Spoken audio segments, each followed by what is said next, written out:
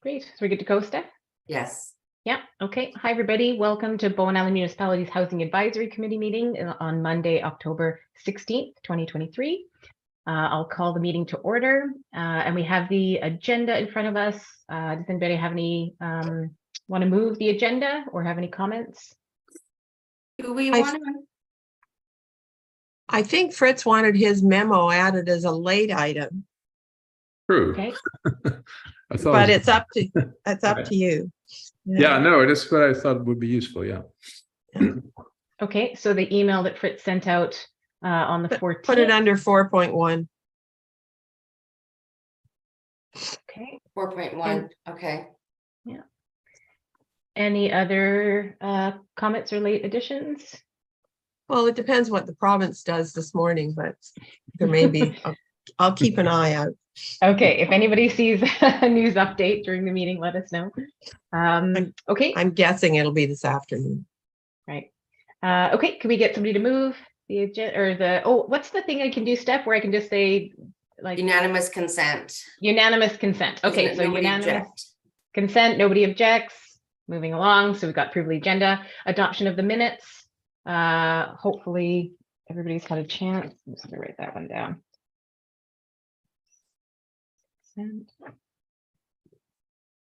Okay.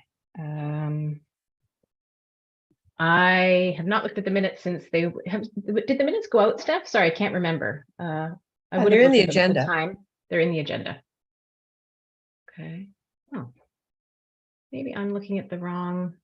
I only have a 4-page agenda. They're not attached to the agenda, Steph. Well, look who hasn't looked at their agenda. It was a trick to test you, and you all failed. Okay, then. So why don't we defer that to the? Yeah, let's just defer those to the next meeting. We can look at those the next meeting. Okay, and public comments. We do have one member of the public. I wasn't sure if anybody, Nigel, were you public comments or you're just observing? Sorry, I'll take it off mute. I'm just observing. I'm certainly available if anyone wants to chat, but I just wanted to be here. Thanks. Great. Okay, thank you. Actually, I have a question for Nigel. Mm-hmm. Nigel, you sent a letter to council. I don't think it's in our package, which I meant to find beforehand. But you talked about 9 property owners were interested in cluster zoning. Is that 9 properties or 9 owners? 9 properties and counting. And I would be out of line to sort of mention people by name, but no, that's fine. I just wanted to clarify. Yeah. You know, a lot of properties have 2 owners, so if you count it. I should also clarify it's nothing related to the property where I live, but I do know of, there's more than 1 property owner, and a couple of them have more than 1 property. Yeah. Okay. Thank you. Sure.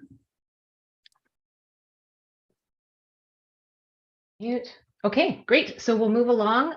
So we've got 4.1. This is a follow-up from the Committee of the Whole that happened a few weeks ago, the cluster housing project. We do have links, and I think we have an excerpt. So I just want to read what was carried. So that the Committee of the Whole recommends Council request the Housing Advisory Committee develop and bring forward options and examples of a pilot project for cluster zoning. So in my mind, I see this as sort of twofold. One is specifically the pilot project, which I think is what council will be looking for. So somehow creating an outline for that.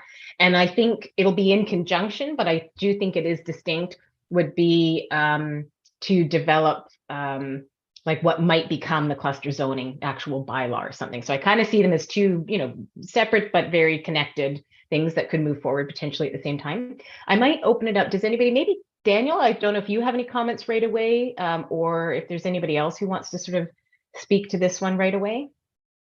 I mean, I think I was curious to hear the Housing Advisory Committee's thoughts on, we had the Committee of the Whole with council. We haven't really had a chance to discuss since then. And it seemed like, I'm curious the committee's thoughts on how that discussion went. Like, I feel like council was interested, wanted more details, yeah. Okay. So does anybody on the committee want to jump in? Councillor Wake? Yeah, go ahead. Yeah, I want to refer to Ron's letter that came to us when he said he wouldn't be able to attend today. And he made Thank a you. point which I agree with, and I think it would be good to talk about, which is that why do we need a pilot project? Why don't we go directly to developing the Tim, zone? your sound's a little funky for me. Is anyone else having a hard time Oh. hearing Tim? No, it's coming through pretty clear for me, actually. Okay, that's me, sorry. Nope, that's okay. Yeah, keep going, Tim. yeah. Yeah. So it seems to me that there's an urgency to this, and I'm not sure what the benefit of doing a pilot project is. I think we should get right into the bones of the second thing you mentioned, which is actually preparing the frame of what the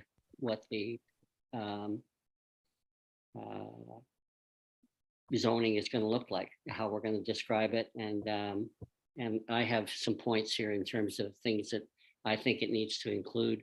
We had a review from Fritz of some options and things that are going on in Vancouver and elsewhere, but I think we need to focus in on exactly what it is we need from this cluster zoning here on Bowen. Okay. Does anybody else have some Councillor Morris? Yeah. I'm just looking back at Ron's letter, and I think he raises some good questions. And point 2, cluster housing does not necessarily affect density. But density isn't site coverage, density is number of units. So I think we need to clarify that. And then he talks about, so the affordable housing question, I guess that's a question I had. Type of ownership, is this to be rental? Is it to be purchased? If it were to be purchased, how the ownership structure that he talks about in point 4. And yeah, so I guess, and then my other concern is how much time we should actually spend on the details until after what we see what the province does with their proposed province-wide zoning. And I mean, we may not have to do anything, or you know, if they design it, then it's maybe just a matter of implementing what they're designing. And I guess, you know, but that's one of the questions I had was, you know, should we? I think the meeting went well from that perspective. But I did want to clarify that density is number of units, correct, Daniel? Yeah. Yeah, not lot coverage. And then certainly if so to me, it's a little bit of, is it to be on greenfield lots or existing lots? For the, you know, the pilot, I mean, that's a question. I think in a way we just did it with the recommendation for the Cummings rezoning in adding, you know, did we? Is that an example? I'd have to look at it a little more closely, but I think that it's a similar intent. Yeah. Yeah. And then if it's ownership, I guess having, you know, practiced in the tax area for so long, I like to know, is it something that, like there was 4 duplexes done, excuse me, it's morning frog. There were 4 duplexes done up in Kate's Hill, and they sold out immediately. And some of them I think were the same size, some of them were one big one and one small one. So is that an example of cluster zoning? Taking one lot and building a duplex? That sort of fits with what Fritz sent around. And then the other is, most of our lots, if they're of a certain size, so it's slightly under an acre, can already build a detached secondary suite. But it can't be, stratified. So it can't be a separate ownership. And then it's just the dollars and cents. If it was to be rental, can somebody, how much does it cost to build a house? And are you going to recoup your costs in rent? So those are all my questions and my comments. Robin? I'm not against the idea at all. It's just how, is it going to be able to fly? Yeah. Okay. Fritz, go ahead, and then I have some thoughts. Yeah, go ahead. Yeah, so, if you look at the cluster zoning for Bowen Island, the report from the Housing Advisory Committee, I think there's nothing really wrong with that report, because if you look at the definition of cluster zoning, it's really open-ended. And I found that the examples that the Housing Advisory Committee gave for different municipalities, they're basically all over the place. It's not, you can't define it as one thing. So I think cluster zoning, I find the term a little bit dangerous, but if you use it correctly, it may be okay. Because like I think cluster zoning on Bowen Island it's basically the same as a pilot project. It requires rezoning, it takes time, public input. It's an important step to test what people think. I honestly believe that you have to really distinguish between existing single-family areas and other pieces of land, because the resistance of change in existing single families is just absolutely huge. And the reason why I referred to the city of Vancouver, I know that the mayor in the last meeting said that the city of Vancouver is so different. Well, in many respects it is, but not for housing. Absolutely not. It has a huge housing. It is fighting just as hard to do something in single family neighborhoods as Bowen probably should do. It just happens to be one step ahead, because a few years ago, it did allow duplexes in all single family zones. And the whole key is that it is with minimum change. If you say you're going to cluster zone in the neighborhood, everybody is going to spread all over the place. Nobody knows what's going to happen. And before that is actually a zone that is going to change single family neighborhoods, you're in for a long battle that maybe you don't get anything done. But if you say, look, the idea is that in single family neighborhoods, for me, it's a no-brainer that you have to start with minimum change, which means you basically say in the same size, in the same shape, with the same setbacks, the same height, everything the same in single family, you just happen to be allowed to do a duplex. Now, in the city of Vancouver, you don't really hear anything about backlash, about it. And there's some of them are done successfully, but without changing the neighborhood character dramatically. And it is also the way they write it to say to maintain the single lot, single family density and character. So no lot consolidation, right? It's based on the scale of the existing lots and the same building massing.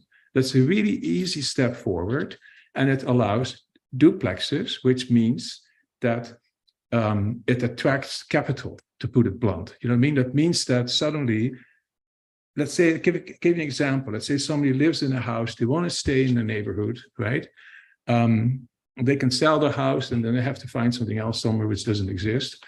But they may easily come to the point that they say, well, okay, I want to stay here.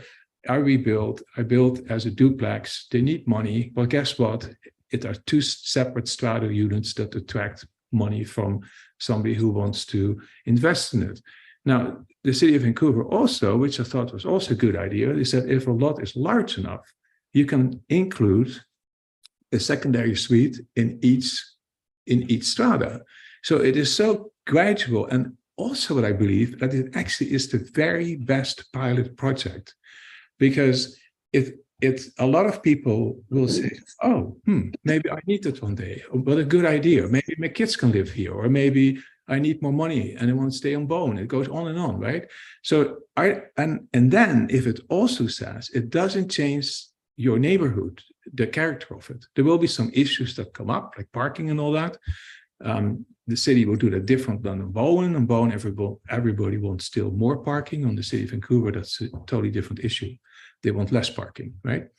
But but I think if you see the single family neighborhood separate, and you could still have a pilot project in a single family neighborhood, but that would be for something more innovative. That would be for something that is, let's say, a different shape, or maybe something needs to be relaxed, or maybe it should be higher, whatever.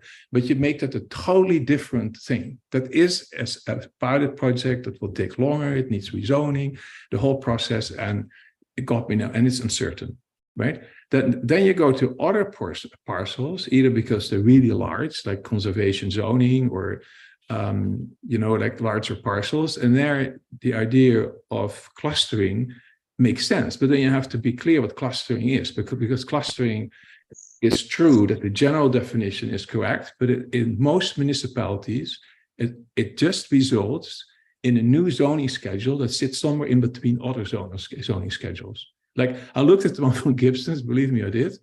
And it's just another zone. That's all it is. And then it's a blanket zone. And then I find blanket zones also a bit, stagnant in a way. They assume that you have the right answer. But then if you go to comprehensive development zoning, which is already existing on Bowen, there's tons of neighborhoods that have been done with comprehensive development. All of it in the golf course area. There's so many examples. If you go to Bowen Island's zoning schedule and you look at the last schedules, but Danielle, how many are there? 20, 30? Different 20 something, yeah. Yeah, and they're all special, and they all accommodate. They actually respond to true needs, what people actually want to do. So I think a lot of the proposals that people may want to go forward with, maybe for Nigel, for instance, that should just be comprehensive zoning, and the clustering this far, I think, can only confuse it. Of course, you cluster on it, but then clustering just means you have a group. I think clustering also suggests something that is nicer than it maybe is, because if you look at all the zoning bylaws for clustering that exist in other municipalities, they're just another. This really bottom line is just another zoning schedule. And if you take Gibson's as an example, they have so many different zones that it becomes kind of almost crazy. Mm-hmm. You know what I mean? Yeah. But anyway, Okay. I think you have to distinguish between existing single-family homes and everything else, and be clear on what a pilot project is. A pilot project there is to test an idea. Having said that, I don't think it's even the best idea, the best way to test modest change that could happen in a whole neighborhood. I don't think that needs a pilot project. And then I'm with Tim there. I think there's so much need that I think councils should have the guts to simply say, within the existing zoning for single family, what I just said, maintaining everything what makes this the neighborhood single family, you can have a duplex. And if that gives so many, there's so many good reasons for it, and it should be relatively easy to establish it. Okay, thanks, Fritz. Yeah, I'm just making lots of notes there. I might go, I have a couple of things. I'll go soon to Greg and Lois and just see if you have any thoughts and comments. But I also, in a couple of minutes, Nigel, I might ask you a question. If you could think of, and again, not disclosing any kind of details, but maybe if you could describe the type of lots that you know these people have. So like Fritz was really distinguishing between existing neighborhoods and then I guess like Greenfield, as sort of Councillor Morris said, like, are they basically huge empty lots that you'd be doing something near, or are they kind of, you know, in a neighborhood like Deep Bay or Scarborough or Blue Water, whatever. So I don't know, Nigel, if you're ready to answer that now, or if you need a couple of minutes. So mostly in the sort of 2 acre to 10 acre plus range. And some of these lots have an existing single family home on them. So the owner would want to, I guess, deduct from the total allowance of affordable homes, deduct whatever the square footage is of the existing home, and then split out, I guess, the balance of allowable square footage to maximize the number of cluster homes that could be built. I think the real opportunity is on the larger lots where cluster septic is a possibility, and where we can prove water. Where there needs to be a municipal hookup, it complicates things, particularly when you look at adding 8 or 10 homes to a municipal water system or a municipal sewer system. So I think that's the biggest opportunity. And I noticed in the cluster housing report, recommendations for it sort of starts at 4 cluster homes and goes up to about 12. I think that's great. There are a lot of economies of scale when you focus on the bigger lots, like one lot, if it's allowed to have 12 cluster homes, you can make a really big impact in a very short space of time. Okay, great. Thank you so much, Nigel. Sure. Sorry, I muted myself instead of unmuting myself. So I think that's great to get an idea of what the sort of idea of the pilot project might be. I'm still very much of the mind to keep the pilot project in the mix. Like, this is great discussion, and I hear everybody's comments. So let's keep the discussion going. But my initial thought on that is I see the opportunity, especially with Nigel and his context, and I believe that there's at least one other person I know of on Bowen, and there might be others who would maybe be interested in participating if it was a pilot project.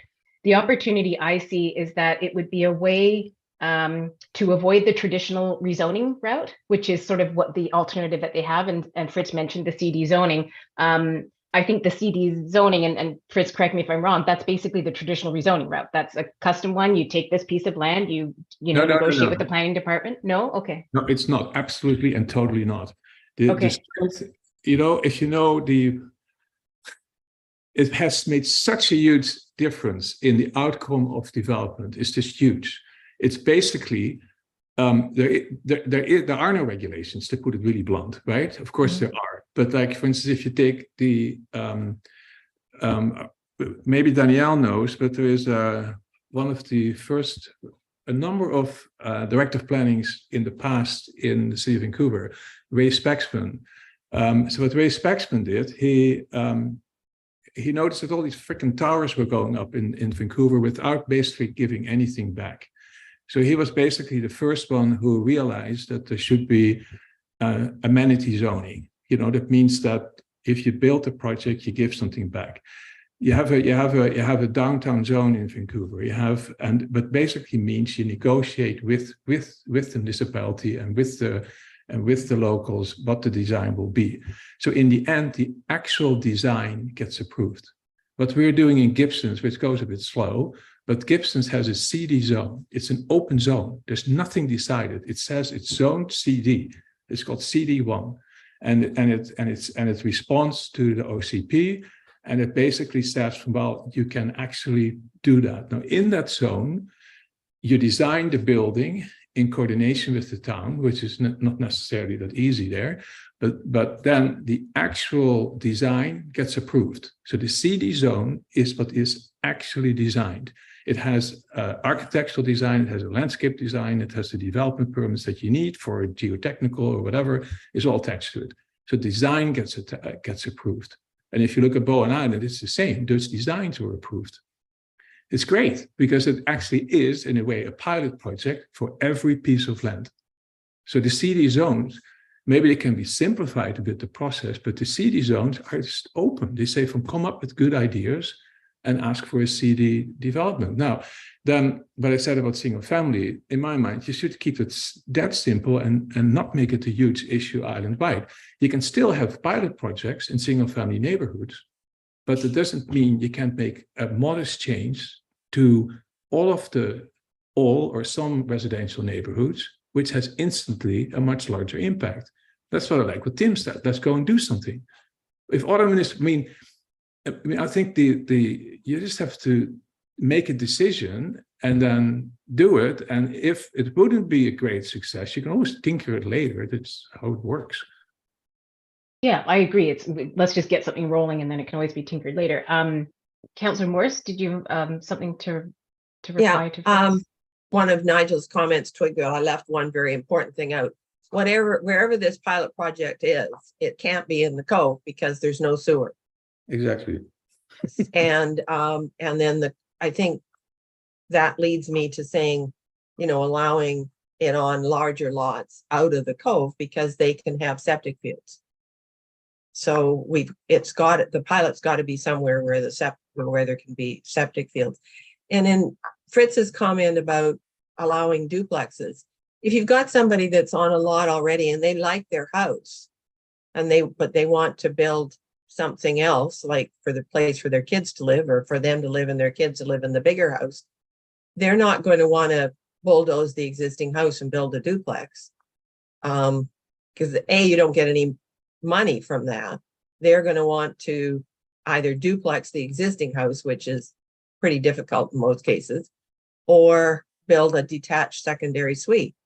Well, hold on now. You can do a detached secondary suite, but in that case, you can also do a detached strata unit because you just separate them. You know what I mean? I think the devil is always in the details, but what you do, the key thing is, Alison, you attract money because now two people can live there. Somebody can invest money in it.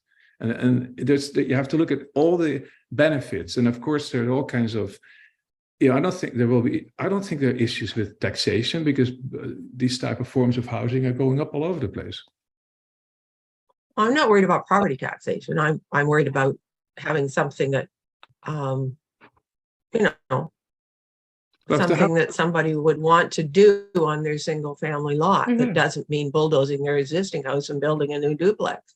Well, because if they want to still live there in that neighborhood, there's no money to build the duplex if you bulldoze your existing house because you haven't sold anything. Well, you put it a bit blunt, by the way, but lots of lots are larger. And if you can do, if you can build a detached secondary suite in that same location, you can probably build something that is separate ownership. This is about ownership and attracting money. But I'm saying is the key in single family neighborhoods is that it creates the least change. Now, how many people do that? That's another question. Then if you want these houses all to stay, the bottom line is that most people just stay in these houses while they don't need them. Yeah. No, I think that's an important point. So the notes I'm making are basically to, again, this is like a big discussion, right? Brainstorming. So we're keeping notes. I'm keeping lots of notes. Is to consider whether if a duplex zoning means attached or detached. Like, let's just keep that. That's basically a thing, right? A consideration to be discussed and determined. I do want to hear though from Greg and Lois if they have any thoughts. So I don't know if either of you. Lois had her hand up. Yeah, I do. Go ahead, Councilor Morse actually addressed some of the things that I wanted to ask, but so part of it was turning in an existing home into a duplex or doing something like they do in Vancouver, which is a laneway, which then my next question, which was answered was, are these going to be in the cove area because of sewage and because of water? So then if you say, well, it's not going to be because they can't kind of handle it, and then you have to go to a newer area, it's challenging to add more usage onto an older septic bed like that. That's just a whole, from some personal experience, but you can't just necessarily go in and add in more usage for your water that's existing and a new septic bed. Whether that's part of the second cost of putting up a second residence, but that's just something in there. And as Fritz said, the devil's in the details. So anyway, so I just see those kinds of limitations if we go out of the cove, and then what is the kind of housing that we put up? Because there's a lot of lots that could support a second structure. But then if you've got a $50,000 or $100,000 review of your septic bed, that's something else. So that's all. And then I don't know whether our land being rocky, I don't know how difficult it is to sort of revisit those things. That's all I wanted to say. Yeah, no, and I think those are important points. And there'll definitely be that sort of an overarching thing that water and septic and sewer, whatever it is, have to be proved out to get a building permit. So it's I think it's absolutely worth keeping in the discussion and mentioning, but it's also a layer that has to be done for building permits. So not necessarily something we have to build into, say, a bylaw or something. Greg, I'd love to hear your thoughts. Yeah, thanks.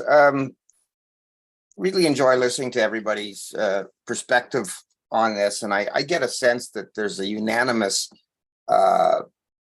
agreement on the need to address the world in which we live in and the changes that are in front of us. And I hear a lot of conversation getting into the minutia and the details.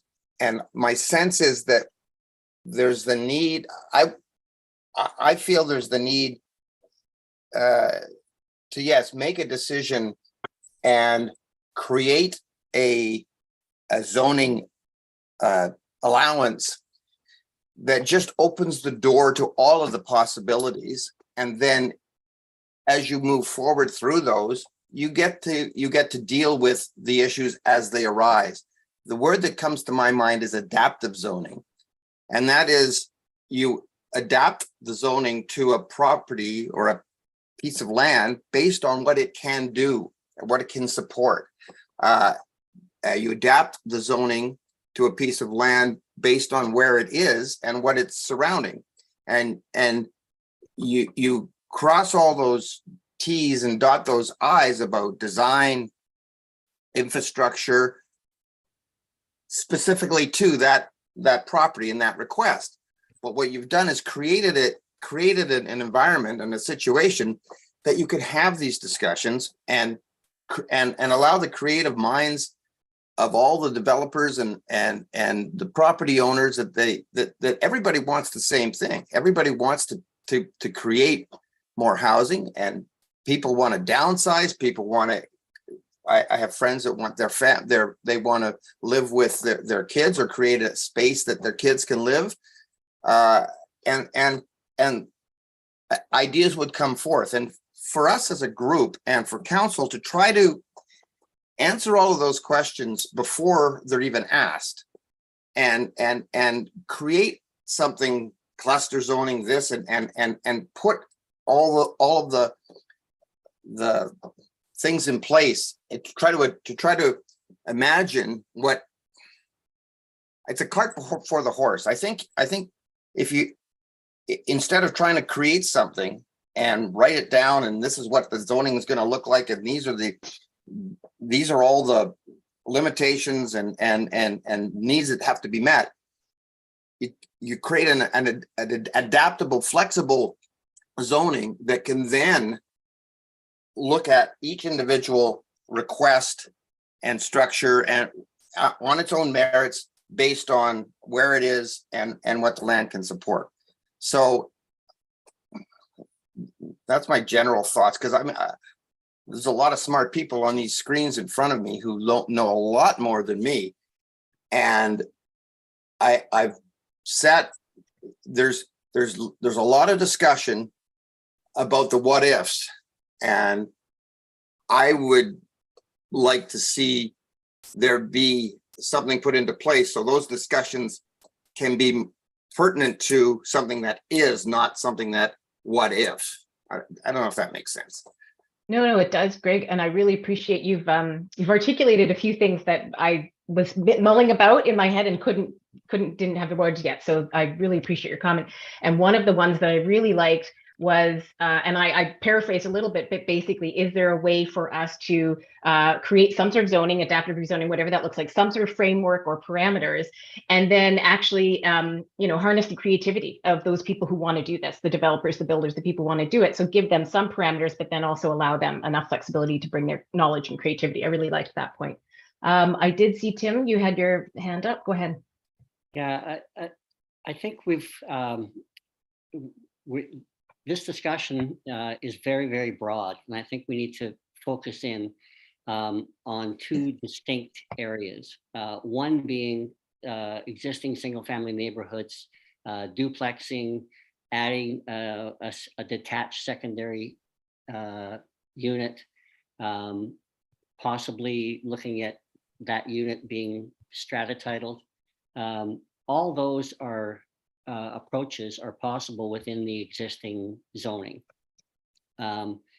What I think we need to be really looking at here, and maybe we do need a pilot project just to get it going more quickly rather than a comprehensive new zoning, is and Nigel mentioned it, it's what's going to happen on large lots. And we have to define large lot. And I think probably 2 to 10 acres is what we're talking about here. And the possibilities there for somewhere between 4 and 12 units, they would all be smaller units. That to me is the tremendous opportunity that we have. How do we incentivize property owners to want to do that? I think what we can do is, and what we need to do is, we want this to be affordable housing. And if we're thinking that we can just put this out and the market will look after it, and these units will sell or rent at market rates, I don't see that helping. I see us providing leniency in terms of approvals if it is affordable housing that's being created, both rental and ownership. And that means some rent ceilings, I guess, restricted rent and restricted resale. And then we have to get to the issue of who is this for? And we really want it to be for residents and employees of Bowen Island. So we need a whole approach here that basically focuses on developing affordable rental and ownership units, presumably small and in a cluster, and on a large lot. That cluster could be separate enough from the existing residents or the potential main residents, so that there wouldn't be any interference there. And this, to me, is a way to really produce quite a few units over a short period of time. And the next thing that Nigel has mentioned is the possibility of pre-manufactured units. So basically not typical modular or prefab construction where it's partially put together and then all the materials are brought to the island and you have the labor putting it together, but rather units that are actually already built, and they can come in modules and they come on a truck and basically they just fit together. But in 2 days, with the site prep done, in 2 days, you've actually got a home. So those are the things that I'd like to see us separate this conversation. As far as the duplex and detached dwellings, I think that's looked after with our current zoning. I'd like to focus on the large lots. Okay, great. Thank Tim. Could you, I just have one quick question for you about the affordability portion for this. If, for example, we were to take a whatever acre lot, multiple acre lot, and they were approved for somewhere between 4 and 12 units, are you thinking that all of those would be designated as affordable, or would it be similar to the existing Affordable Housing Act or whatever we've got? Sorry, that it would be 15% or 20%, whatever that number is. What were you thinking? Is it all or some number? Well, you know, we need, it's the biggest need. I'm thinking all. I'm thinking Okay. all. And That would be your preference. Okay. And we're going to be appealing not to property owners who are looking to be developers and making money. We're looking at property owners, and my understanding is they exist on the island, who would like to contribute to solving the problem we have at no additional cost to them, but not necessarily looking at it as a means of making a lot of money. Okay, that's great. Does anybody else have some immediate thoughts before we? Okay, so we'll probably wrap this discussion up a little to a certain extent. I have a couple of things. Hang on, sorry, contribute. So I think I love where this discussion got to, and I do think we've got a few different discussions happening. So I agree, basically existing kind of established neighborhoods, existing houses, maybe duplex zoning, maybe secondary suites being stratified. I feel like that is one discussion, and it is reasonably distinct. So let's keep that as one thing to kind of keep on our radar and keep going. And let's see what the province announces, because apparently it'll be today. And so at our next meeting, I think we can revisit that. So that's sort of the number one under this heading. Number two is the either undeveloped or large lots. So not in that sort of compact existing neighborhood. It's either a large lot that has nothing on it, or a large lot that maybe has one dwelling on it that we could be developed in a different way. So let's keep that as number two. And then I think what we'll keep, and then I'm just thinking discussion points, number three, and I apologize, I think, I can't remember who mentioned it, sorry, Tim or Greg, but yeah, let's keep moving forward with the pilot project, because I do think that that's going to inform the work that we do to create the zonings. So, and I know we have interested parties, so let's at least keep that in the mix for now. If at some point in the future it doesn't make sense, then we won't. But I think for now, for sure, let's keep it in the mix. And I think there's a lot to learn. So what I might do is I'll make some time with Nigel, and I say at least know one other person. I'll see if we can sort of connect with various people in the next month or so before our next meeting. And what I'd love to do is come back to this meeting with, again, not disclaiming necessarily names or specific locations, but examples. So here's, a couple of options that I've discussed with people. Here's an example. It's this big a lot. This is what they're proposing. And then maybe that's one talking point. And then maybe if it makes sense, we could bring, even if it's just sort of a made up example from an existing neighborhood that we could sort of just talk about. Again, I think just having an actual example to talk about and what that looks like is really going to help move things forward. And then the other thing to learn is from Nigel and whoever else might be interested in the pilot project is they're going to be able to give us real-time feedback. Like, okay, is making 100% of them affordable feasible? Like, is that even possible? What does that look like? What could they do to make that affordable? Is it a percentage below? Is it whatever? Or if it's not, what percentage is possible for them? So like they can give us real feedback as the people and in fact intending to build this and develop it. So I feel like it can very much be informing. It can be very iterative. So we can keep the pilot project going. That can inform the other work that we're doing.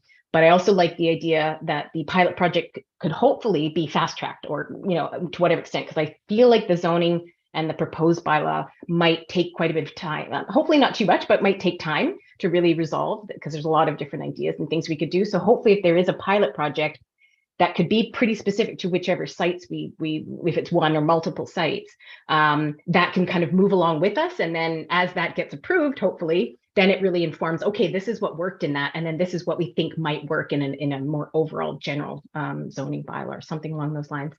So let's keep that in the mix. Allison had her hand up, so maybe one or two more comments, and then we'll move on to the next item in the agenda. Councillor Morse, go ahead. Just two quick sort of questions for Daniel, and then I might have a different answer. Are duplexes allowed anywhere on Bowen, or is it special zoning? Because we had to do special zoning for the ones at Kate's Hill. They're allowed at Kate's Hill. In all of Kate's Hill, or just those 4 lots? Those 4 lots. We allow secondary suites in all lots, basically, attached or detached.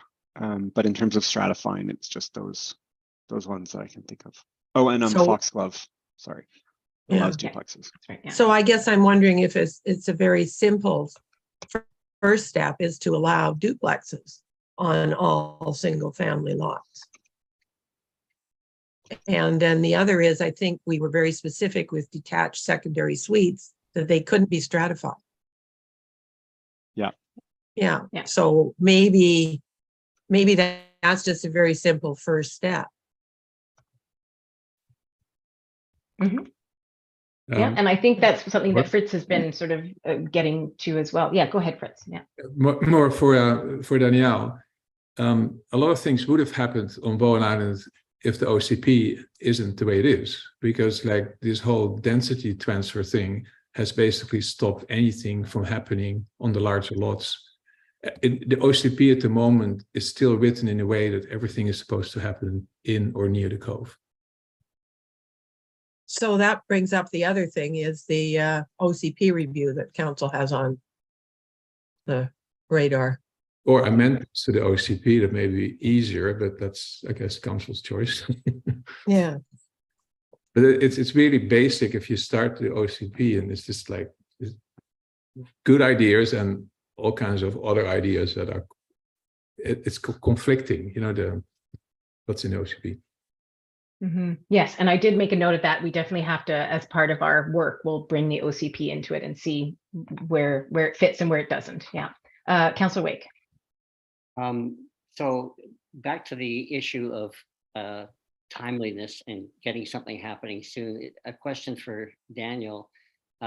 If we do this as a pilot project, can we envisage approving projects under the pilot project without requiring a full rezoning of those properties?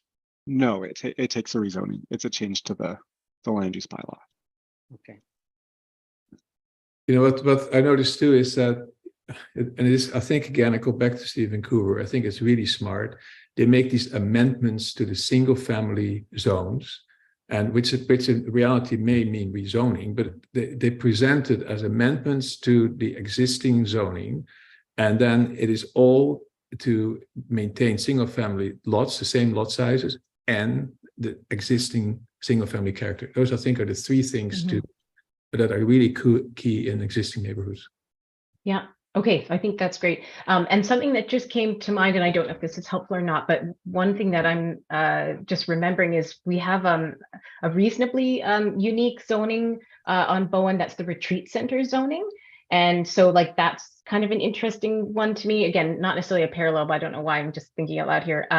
Because it was sort of made, I think, to suit one particular property, but then it was adapted by another one. So they sort of said, hey, there's already this existing zoning. Can we use that, but tweak it a little bit to suit ours? And I might not be remembering that correctly, but I think that's, I just wanted to come back to make one point, and why that came to mind is I still see the opportunity here for us to create a particular zoning, whether it's called cluster zoning or not. I'm not sure what in the end what the word might be, but agreed. I think existing neighborhoods might be something separate, but this opportunity on larger lots, I think, could be a separate zoning. And I really like the idea, if it turns out to be the best way to get there, I really like the idea of us working to create that zoning. And then the idea is that then people, you know, like these folks that Nigel know, have some confidence and certainty when they're going for rezoning. That oh, okay, I can apply for this one, and I can get this many, you know, units on my lot, this size, all of that kind of stuff, so they can actually have some confidence. Because right now rezoning, I think, is, you know, it's very difficult. It's really onerous, and that was one of my goals with this, would be to try to make it easier for people to create more housing. So, okay, let's cut it off there because we've got a couple other things to discuss, but thank you for the robust discussion. That's great. And hopefully next meeting, and then if anybody else wants, we can form a little subcommittee. If anybody else wants to work with me on that, let me know. And we can have a couple of meetings, hopefully in the next month or so, with these you know, potential folks who might be interested in the pilot project, and then bring the committee back some generic information to start with, just to have a better discussion. Okay, so we'll move along. We have number 4.2.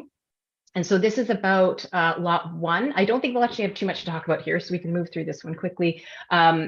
Basically, I think, and I'll maybe read the excerpt from the committee. Oh yeah, so this was, sorry. We came up with this recommendation at our last meeting. So that's where it came from. And then council actually, I guess, approved, ratified, whatever the right term is, at their meeting. So I'll just read it out so it can refresh all of our minds. It's in your the agenda package. Whereas the Housing Advisory Committee acknowledges and wishes to further the extensive work that's been done to date on rezoning Lot 1 of the community lands and master planning Snug Cove, and whereas there is a need to advance and implement this planning work, that council support Bowen Island Resilient Community Housing and Tomo Spaces creating a phased implementation plan for the development of Lot 1 on the community lands, and that council directs staff to work collaboratively with Birch and Tomo Spaces to create a scope of work plan, and deliverables for a phased implementation plan of Lot 1 and report back to council. So I guess it's really just a quick update from me, and then if there are any questions, but the plan is that Birch will work with Tomo, we'll create, you know, a very quick draft, and then we plan to have a meeting with Daniel. And I don't know, we can check by email if there's anybody else that should be in on that meeting, but essentially that's the idea, is that we'll kind of come up with an outline, meet with Daniel, make some revisions, you know, go back and forth a little bit to kind of create that. And the idea is it would be, yeah, that scope of work, a work plan and deliverables. And then that's something that would come back to council, and we can check in with Daniel how soon that might be able to get back to council, but that's the idea. So does anybody have any quick thoughts or comments or questions on that one? Yeah. Oh, yeah. So Fritz and then Steph has something. Yep. Yeah, I just want to ask Danielle, like in a case like that, with the creative possibilities, that may be the lot one of the community lands could also use comprehensive development zoning, like the same as has been successfully used for all kinds of innovative projects. I mean, I was gonna say lot one is in a comprehensive development zone. Oh, there you go. Yeah. And our intention is to basically build on the existing zoning. I mean, it may become apparent through the process because we're planning engagement. If it does become apparent that there needs to be tweaks to the existing zoning, then we're open to that possibility. But our intention isn't to rezone. Our intention is to take all the work that was done, the rezoning, and see how that could be actually implemented. So, Danielle, can you respond to that? Because how much flexibility is there within that comprehensive development zone? Because the whole idea is that it is flexible and accommodates. It's probably one of our more flexible zones. Like yeah, because it's got housing, light industrial uses. Yeah, like it's not quite as the like the FSR isn't as much as like in Snug Cove, like in our village commercial zones, but its list of uses is, I think, is larger. And how prescriptive is it? Like, okay, a standard zone, right? It tells you, this is my front yard setback, my side, my rear, my height, my floor space, my side coverage, everything. And so it is already restricted because all these things are supposed to be correct. Well, if you have a pilot project, or if you take the advantages of comprehensive development zoning, it's almost like a creative team can design something and then ask if that can be permitted. You know what I mean? And then if council likes it, then the bylaw is written to actually allow that proposal to go forward. It's not restricting things in advance. That's the key. Right. I mean, I think it has, I don't know, I haven't looked at the zone in a while. It has lots of those. The advantage that like Birch and Tomo have is because it's unsubdivided. It's like gives you ability to create the lots working around the zoning. Or I would imagine that if they came, if the end result of this work is to say, if council's willing to tweak the zoning in these ways, it makes for a better overall product. Probably council's receptive of that to say, okay, the zoning, whatever it is, the setbacks were established before we had any sort of development plan, and now these make more sense, and maybe it has to be tweaked. But and I did just find that if anybody is interested, we can look very quickly at the zoning if it's of interest. Let me just see. Share. Where's share screen? There it is. Okay. So, oops, that's not the button I wanted to hit. Okay. There we go. So sharing my screen. There we go. So I believe this is the right one, Community Lands Lot 1. So just quickly, artisan industry, dwelling, general services, indoor entertainment facility. So area 1's that big one that will mainly be focused on, but we are looking at all of Lot 1. But yeah, it has lots of different uses: restaurant, retail, storage, warehousing, supportive housing is allowed in area 2. And then accessory uses, home occupations, detached, attached are allowed. And then yeah, lot coverage 35%, floor space 0.7. Oh, there's a maximum floor area for residential live work. So there's a few different interesting maximums built in, numbers of units and heights and setbacks. So there are setbacks and heights and site coverage and FSR. So yeah, we'd be looking at that. And maybe one thing about the FSR, right? 0.7 is a single family density, So I'm saying is that, for instance, it's restricted by maximum floor space 0.7. Now I can see that somebody does if you're working on something creative that may be really meeting the goals of providing more housing, that number comes out higher than 0.7.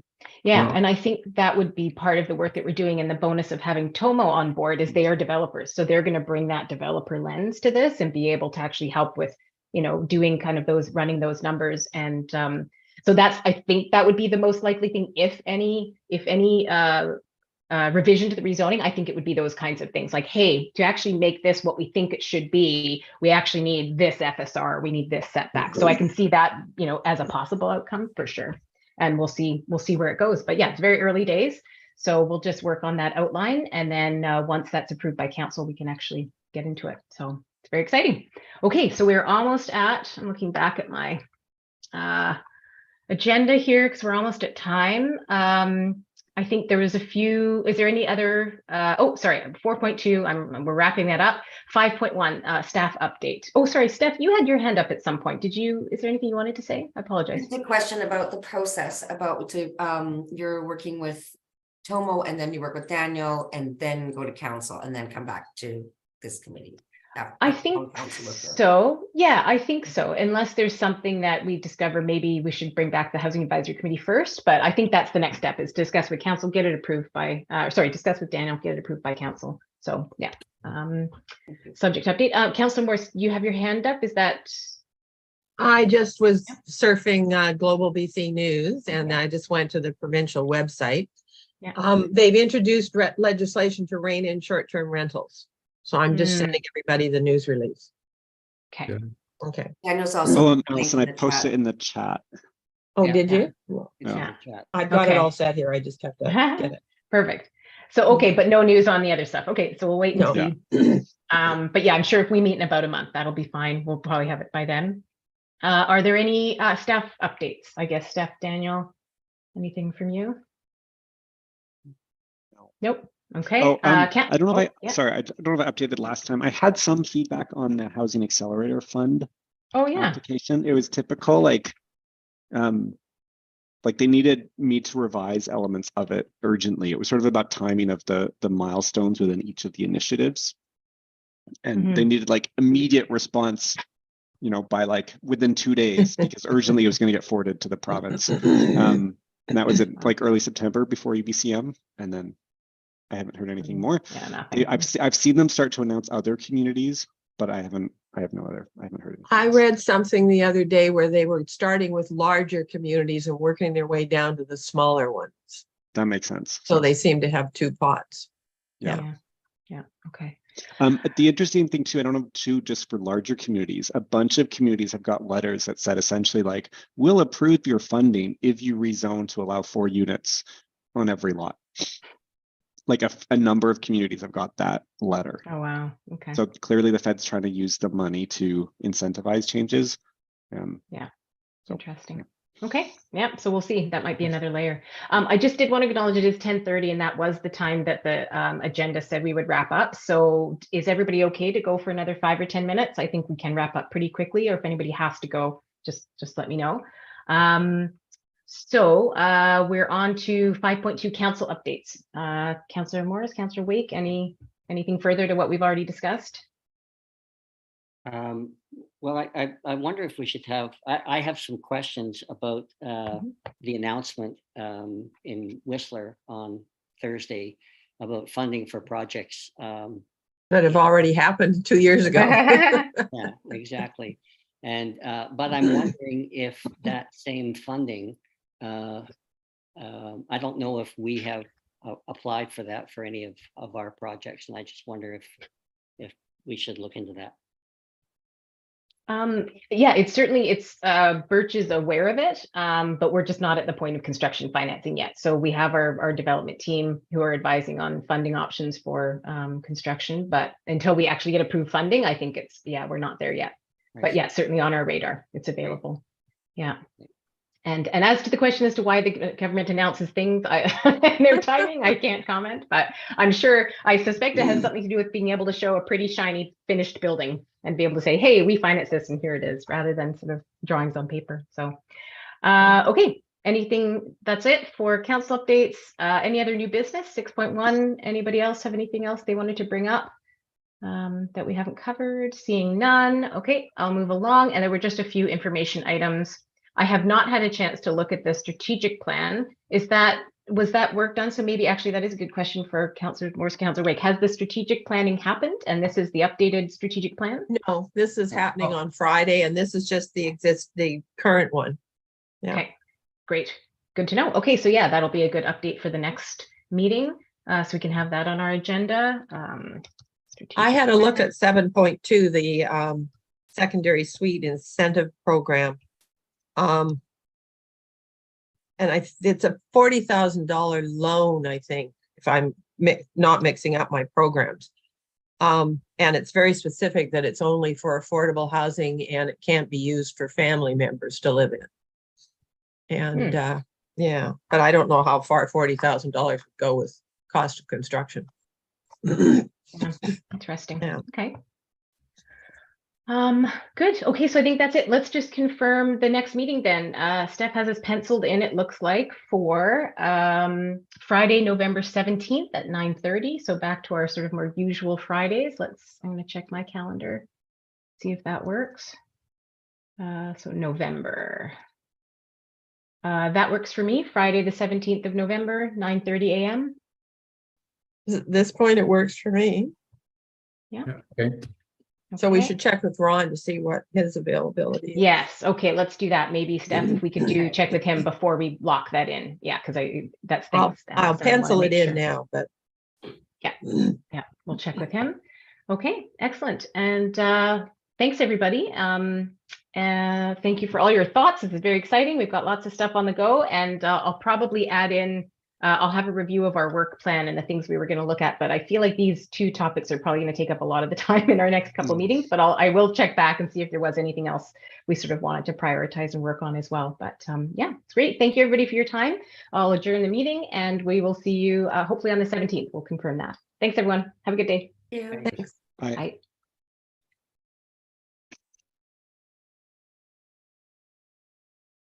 Oh, I thought I ended it. Bye, Fritz. Hi, Steph. See you It's later. one more meeting, right?